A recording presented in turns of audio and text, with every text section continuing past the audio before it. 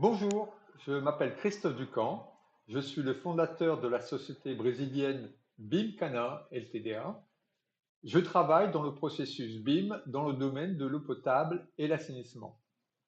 Aujourd'hui, je vais vous présenter le processus qui permet de créer des catalogues de pièces de canalisation dans Civil 3D, à partir de données fournisseurs que l'on peut trouver librement sur les sites des publics fabricants.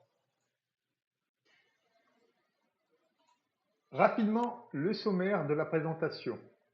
On rappellera dans un premier temps les objectifs de ce travail, puis on présentera rapidement ce que sont les modèles paramétriques de Revit à travers un exemple d'un coude à emboîtement jusqu'à l'obtention d'un modèle d'un produit commercial. On indiquera les origines des sources de données.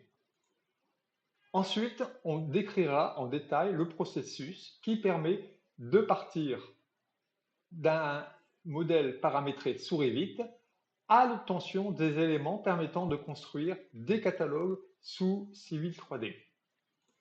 Je ferai ensuite une petite démonstration sur Civil pour vous montrer que ce processus fonctionne bien. Et pour finir, je vous montrerai une application ajoutant une valeur métier aux fonctionnalités de base de Civil 3D. L'objectif est donc de créer des catalogues de familles de pièces utilisables sous Civil 3D à partir de modèles génériques créés sous Revit, avec les données fournisseurs accessibles publiquement sur le site. Les catalogues seront créés en fonction du type de pièce, de la pression nominale, du type de jonction. Ces différents catalogues pourront être appelés en fonction du type de projet étudié.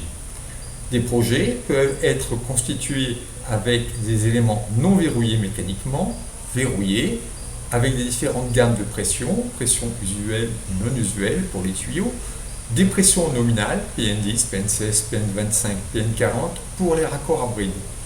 Il existera beaucoup de possibilités et les différents catalogues doivent couvrir toutes ces possibilités. Ils contiendront d'autre part tous les diamètres de la gamme du fournisseur pour les tuyaux, ainsi que pour tous les types de raccords, principalement pour Civil 3D, les coudes, les T et les cônes. Voilà comment on passe du modèle générique aux produits commerciaux. D'abord, qu'est-ce qu'un modèle générique? Un modèle générique, comme vous le voyez, est une famille Revit.RFA modélisant un type de pièce, comme les tuyaux, les coudes, les T, les cônes, etc., avec des propriétés qui peuvent être paramétrées par des valeurs. La géométrie, les dimensions, l'angle de coude s'il s'agit d'un coude, du diamètre nominal, du type de jonction, du type de revêtement. Dans ce cas d'un modèle générique, les propriétés, les valeurs des propriétés ne sont pas renseignées la plupart du temps. À partir du même modèle, on pourra définir différents produits pour l'eau potable ou de l'assainissement par simple changement des valeurs des propriétés. On définira également plusieurs types de pièces en modifiant le diamètre nominal. En général, un type correspond à un diamètre du catalogue. Bien évidemment, les différents types sont définis grâce à un programme en C# à partir d'un modèle générique, des fichiers de données, les fameux fichiers CSV, et d'un mapping des familles. Faisons une petite démonstration sur Revit pour bien comprendre ce processus. Voilà un modèle générique d'un coude. Alors, j'ai fait apparaître dans cette petite fenêtre donc les propriétés de ce coude. Il s'agit d'un coude à 2 emboîtures standard, donc, et de la gamme naturale. Donc, Vous voyez que j'ai défini dans ce modèle générique un certain nombre de propriétés, ici, d'accord, auxquelles, à l'exception des valeurs dimensionnelles, les valeurs ne sont pas renseignées. De plus, il n'existe qu'un seul type de famille ici, base model. Voilà. Alors, on peut changer dans ce modèle paramétrique, en premier lieu, le diamètre. Donc ici, je vais passer du 100 au DN200. Et vous allez voir que mon coude ici va changer de diamètre automatiquement. Il aura un diamètre de 100. Je peux changer l'angle du coude. Ici, je vais passer d'un coude 1/32e à un coude 1/16e. Donc j'applique et vous voyez que le coude ici a maintenant donc un angle de 22,5 degrés. Ce qui est important et ce qui nous permettra de générer de multiples produits, c'est qu'on peut changer la nature du revêtement, des revêtements des parties du corps. Donc par exemple ici, je vais changer ici mon revêtement, je vais choisir donc un bleu époxy de 150 microns, dit PECB, poudrage époxy bleu. Voilà, OK, et je vais l'appliquer. Et vous voyez que dans le modèle, le corps a son revêtement extérieur qui a changé. Je vais faire un copier-coller ici et hop, je vais coller sur le revêtement intérieur et j'applique. Et vous voyez qu'ici que, bon, le résultat n'est pas fameux visuellement, mais le revêtement intérieur a changé. Et je vais le faire donc pour toutes les autres parties du coude. Alors, on va distinguer ici le revêtement extérieur de l'emboîture. Vous voyez, j'applique, hop. Et ici, vous avez donc mise en peinture de la partie extérieure des emboîtures. Je vais faire la même chose sur la face des emboîtures. En fait, c'est cette place. Ici, je vais le mettre. Voilà. Voilà. Et ensuite, le revêtement intérieur des emboîtures. Je vais le mettre dans la même couleur. Voilà. Alors, vous voyez qu'avec ce procédé, on peut créer à partir d'un seul modèle des centaines et des centaines de produits commerciaux avec le même modèle. C'est ce qui rend l'utilisation des familles paramétriques de Revit très très intéressante. Voici un exemple achevé d'une famille de produits commerciaux. Il s'agit en l'occurrence de la famille des coudes Natural à 45 degrés et à jonction standard. Regardez la liste de propriétés ici à gauche. Vous verrez que toutes ont une valeur donc, qui leur a été affectée. On a pu également indiquer donc, des propriétés d'identification ici. Si je déroule la liste des types, vous remarquerez que tous les diamètres de la gamme ont été créés du diamètre 60 au diamètre 2000. Et lorsque je change le type de diamètre, ici par exemple, je prends du DN 150, appliqué, voilà, vous remarquerez que le dessin s'adapte automatiquement à la valeur choisie. Bien entendu, vu le nombre de diamètres qui sont là, je ne l'ai pas fait à la main. Donc la définition des types ainsi que les valeurs de propriété a été faite par une programmation en C# à l'intérieur de Revit. L'opération est totalement automatisée et ne prend que quelques secondes à partir du modèle générique.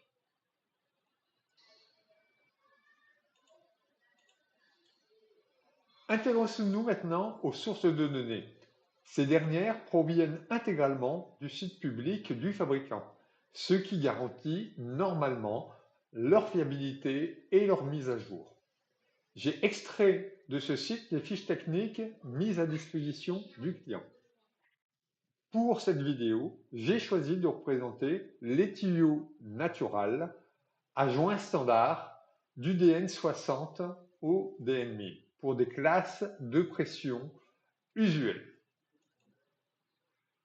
Ces tuyaux sont munis d'une jonction standard avec une bague de joint standard non verrouillée, c'est-à-dire mécaniquement libre. J'ai rajouté les tuyaux à joint standard VI, c'est-à-dire avec un verrouillage intérieur. Les tuyaux sont mécaniquement liés. La bague de joint est munie d'inserts métalliques. La gamme est alors du DN60 au DN700. Attention, hein, si la gamme de tuyaux est identique, les performances de pression pour les tuyaux à standard VI diminuent. Voici les coudes 11 degrés, 22 degrés, 45 degrés, 90 degrés, avec leurs gammes respectives en non verrouillé et en verrouillé. L'été a 3 emboîtements et les cônes de réduction avec leurs gammes de diamètre respectives. Le processus global de la création d'éléments civils 3D se décompose de la façon suivante. On part de la famille générique qui est donc sans valeur de propriété. On intègre les valeurs de propriété générale, puis de revêtement, de dimension, en chargeant le fichier de données CSV correspondant à la famille. Puis, on crée un type par diamètre nominal. Ce processus est créé quasiment instantanément par un programme C# sur Revit. La démonstration a été faite également précédemment. Pour chaque type, on crée un fichier DWG par une exportation effectuée grâce à une routine C#. On obtient autant de fichiers DW que de diamètre. Pour chaque type de fichier DWG obtenu par exportation, on élimine les éléments non nécessaires et on va tracer les axes de la pièce pour que le fichier soit utilisable par Civil 3D. Bien entendu, on automatise la tâche par une programmation VBA, Visual Basic, dans AutoCAD. Voici l'ensemble des fichiers obtenus du DN60 au DN2000. Vous observez que la gamme donc, va bien du DN60 jusqu'au DN2000. Donc, avec beaucoup de tuyaux donc, entre les deux. Bon, vous remarquez aussi que le poids de chaque fichier est relativement faible, ce qui est nécessaire dans une production de masse. Visualisons maintenant un des fichiers AutoCAD. Observez que le rendu de la pièce est vraiment acceptable. Je vais passer en filaire pour visualiser les axes. Rajoutez également des points d'accroche supplémentaires situés à 10 mm du fond d'emboîture pour une connexion correcte avec les tuyaux.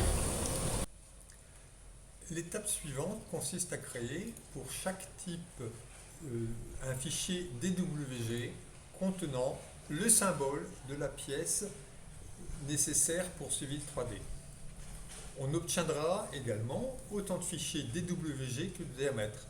Là aussi, on automatise la tâche par une programmation VBA.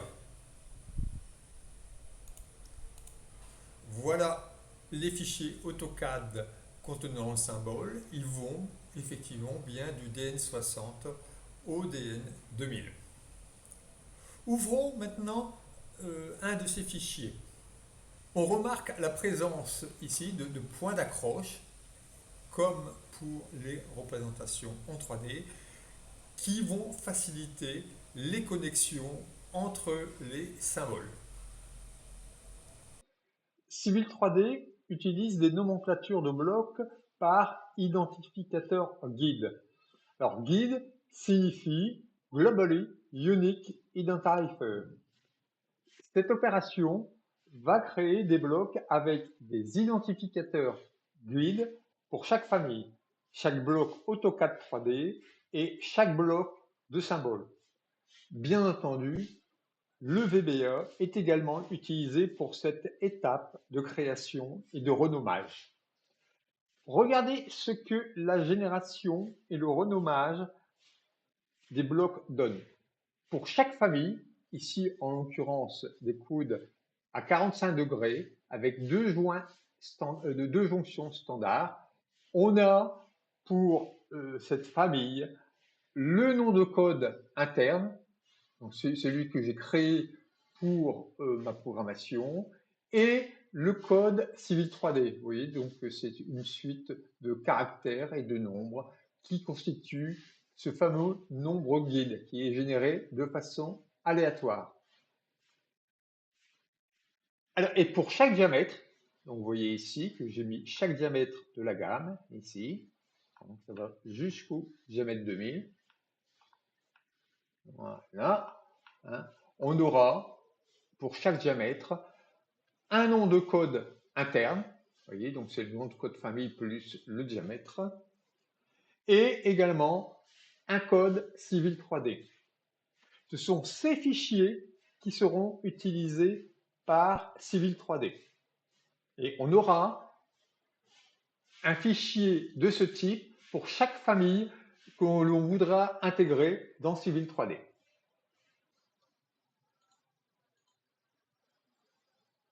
À partir de fichiers de données, on formate des tableaux de dimensions et de données de connecteurs pour une intégration dans un fichier SQLite que Civil 3D utilise pour créer les catalogues. Voyons à quoi ressemble ce fichier SQLite. Voilà la directory où apparaissent les fichiers SQLite utilisés par Civil 3D. J'ai fait deux bases de données différentes.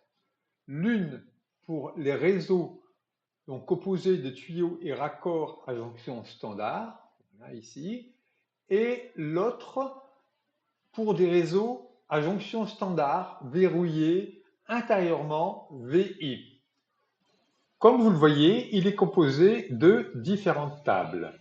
Les tuyaux, ici, les coudes, ici, autres raccords, ainsi qu'une table de connecteurs. Ce sont les principales tables que je vais utiliser. Alors, pour des explications plus précises sur ces fichiers SQLite, je vous renvoie aux explications fournies par Jean-Bernard Beauchong, que vous pouvez contacter sur LinkedIn. Il a fait d'excellents tutoriaux sur le sujet. J'ai défini par programme Excel les différents tableaux qui m'intéressent à partir des données des produits. Ensuite, par Excel, de façon automatique, j'ai défini les connecteurs. Tous les tableaux sont calculés automatiquement à partir des données de base. Ensuite, il suffit de faire un copier-coller d'Excel vers SQLite pour obtenir des bases de données prêtes à l'emploi. Ouvrons maintenant Civil 3D. Guillaume Berson d'Autodesk France m'a fourni une topographie avec laquelle nous allons travailler. Merci à lui. Le premier travail est d'indiquer au logiciel la localisation des bases de données, en fait de définir le catalogue par défaut du réseau sous pression. Pour cela, on va cliquer là. Définir le catalogue du réseau sous pression. On voit apparaître, donc en ayant choisi le dossier du catalogue, les bases de données qu'on a créées. Natural Standard SQLite et Natural Standard VI SQLite. Définissons maintenant les listes de composants. Je vais créer deux listes de composants. Vous verrez pourquoi plus tard. L'une avec des éléments non verrouillés qui s'appellent Natural Standard PPC, PPC comme Preferred Pressure Class, et l'autre avec des éléments verrouillés, Natural Standard VI PPC. Voyons ce que contient l'une des listes de composants.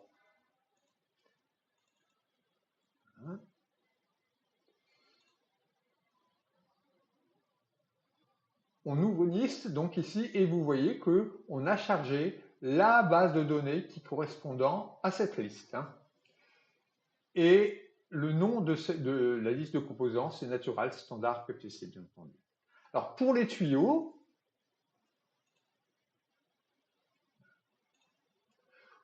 on a chargé tous les tuyaux. on n'était pas obligé, hein, donc on pouvait ne charger que les diamètres intervenant sur le projet. Pour les coudes, ici, vous voyez qu'on a également tout chargé. Hein. Idem pour les cônes de réduction, ici, et pour les T à 3 emboîtures. Voilà. Je vais tracer maintenant une canalisation sur le dessin. Pour ce faire, je vais choisir dans le menu Réseau de canalisation, Outils de création d'un réseau sous pression. Voilà. Le menu de création apparaît et ici, je vais choisir la liste de composants qui m'intéresse, Natural Standard PPC. Hein, et je vais choisir le diamètre, par exemple un diamètre 100, et je fais faire OK.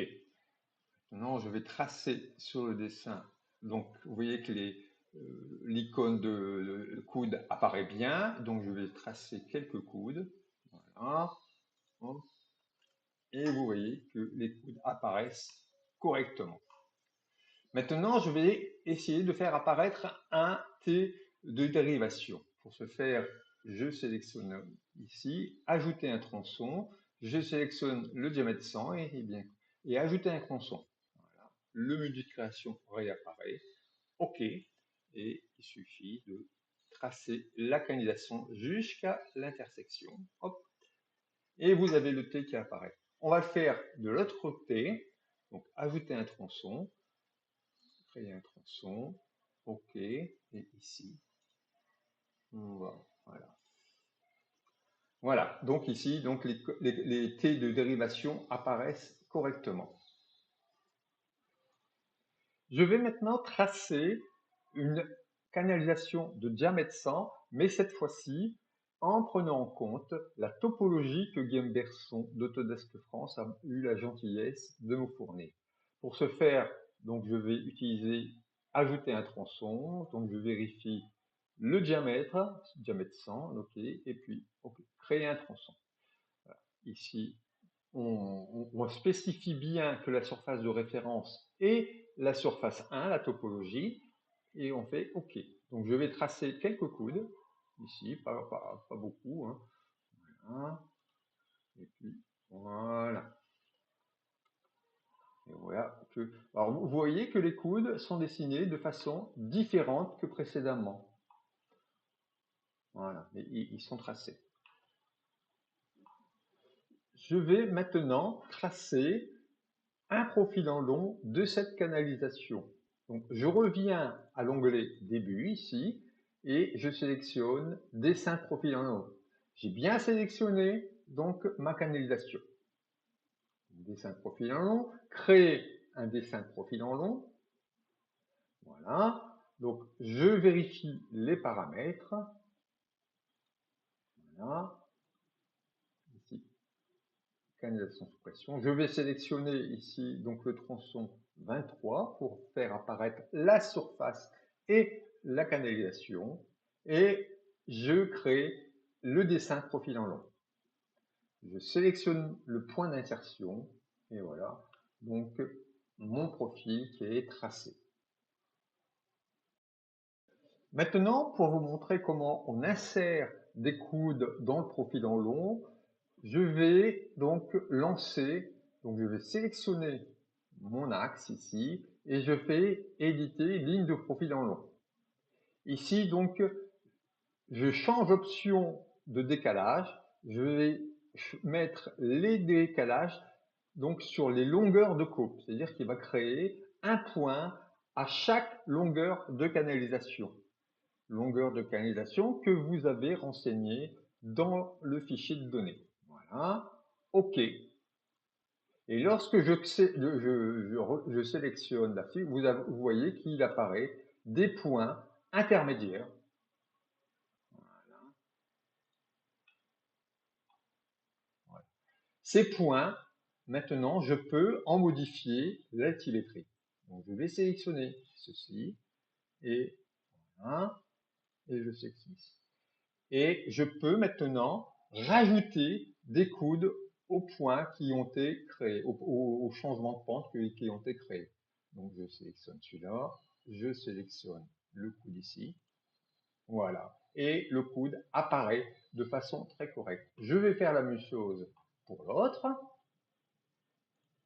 Voilà, vous voyez donc que ça se passe très correctement.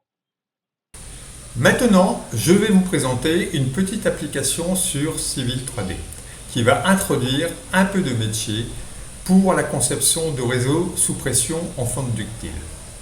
Dans un premier temps, pour une bonne compréhension, je vais vous expliquer le fonctionnement des joints verrouillés dans un réseau sous pression. Dans un réseau sous pression, vous avez une poussée hydraulique qui apparaît au niveau de chaque raccord. Cette poussée aura pour conséquence de déboîter les éléments de canalisation si on ne s'y oppose pas. La solution la plus classique est de mettre des massifs en béton au droit des raccords.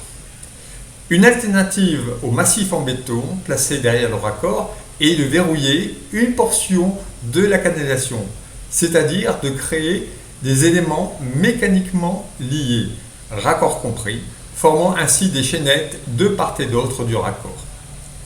Alors, comment ça se passe? La poussée, ici, va créer un petit déplacement de l'ensemble, mobilisant ainsi des forces de frottement entre la canalisation et le sol.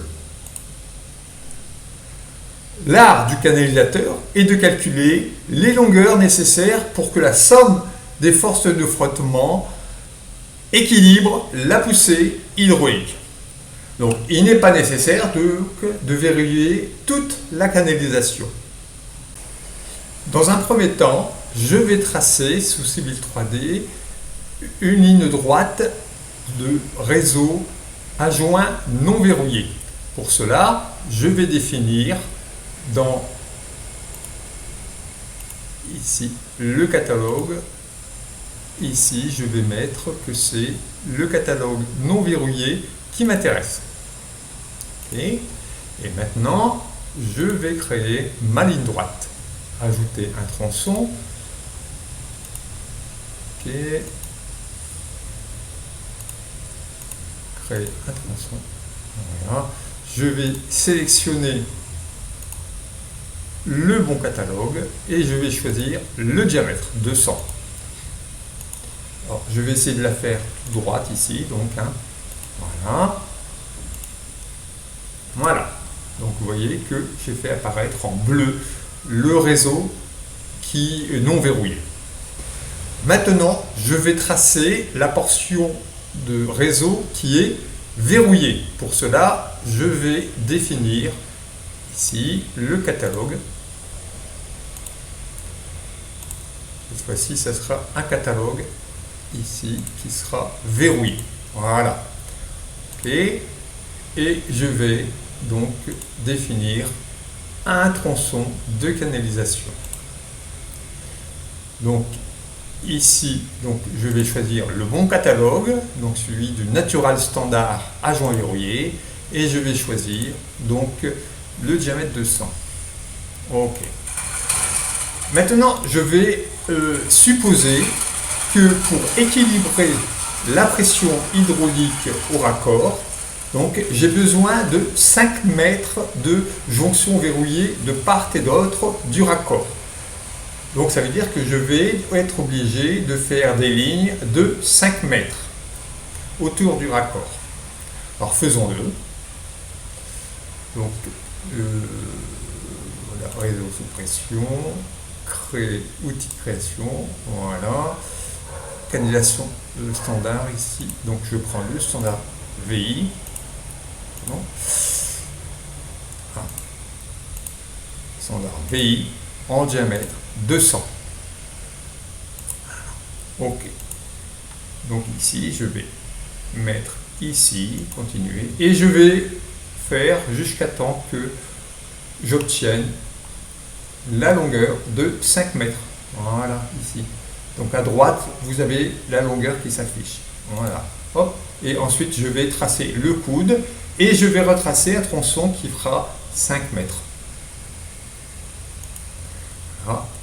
Voilà. Et donc, vous voyez en rouge la portion de tronçon qui est verrouillée. Et pour compléter tout ça, je vais remettre un morceau de tronçon qui soit non verrouillé. Donc, pareil que tout à l'heure, je vais définir le catalogue sous pression, donc en lui disant que c'est du natural standard, OK, et je vais créer une canalisation sous pression. Hein, je vais choisir le bon catalogue, voilà. Donc ici, voilà, et le diamètre 200. OK, et il suffit de coller ici, voilà, un morceau de canalisation donc non verrouillé, voilà, qui sera en bleu. Donc ici, vous voyez que j'ai construit ce qui se passe en réalité, c'est-à-dire la longueur nécessaire de jonction verrouillée de part et d'autre du raccord pour équilibrer la poussée hydraulique, et de part et d'autre également donc des zones de portions non verrouillées. Je répète, nous ne sommes pas obligés de mettre le tronçon en tout verrouillé, c'est totalement inutile et ça va faire augmenter les coûts. Passons pour finir aux conclusions. Cette vidéo vous a montré qu'il était possible d'intégrer des catalogues entiers dans Civil 3D par un processus complet à partir de données fournisseurs et par des opérations programmées en masse. Il s'applique à tous les catalogues fournisseurs et non pas qu'à des catalogues de tuyaux et raccords. Grâce à ce processus, on peut rajouter des éléments métiers, qui est un facteur d'enrichissement de Civil 3D.